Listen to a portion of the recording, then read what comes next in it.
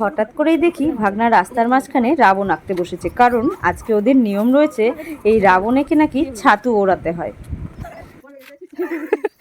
কানে কালি পড়ে গেছে নাকি?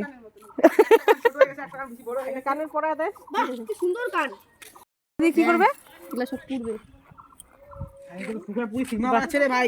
বাবা রে, রাবণের চোখ কি দেখি বাবা।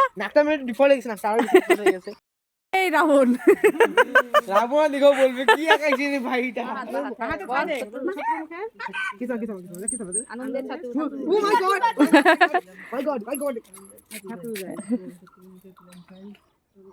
আমটা কাটছো তুমি?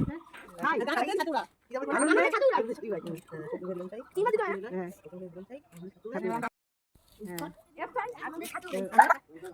হ্যাঁ, তো এটার কাজ কমপ্লিট, এবার এটা পোড়াবে নাকি?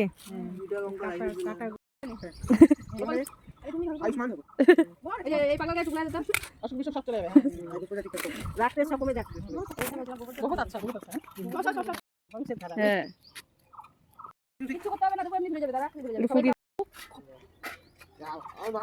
কি আগুনটা পাচ্ছিস? হ্যাঁ, সামনে আসিস না। হ্যাঁ, কমপ্লিট। ওই নিচে নিচে দেখিস।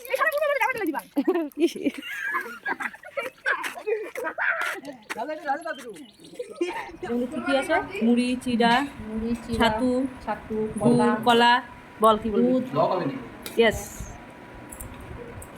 তোদের এটাতে কি কি আছে দেখতে হবে না? এটা কি? পাঁচন আর ভাত। বলো কি বলবি বল। ও বাবা, ওইটার মধ্যে অনেক কিছু দিয়ে এটা একটা কি পাঁচন। পাঁচন ভাত পরে, আগে খেতে হবে এটা, তাই তো? আগে চিড়া মুড়ি, হ্যাঁ বলো।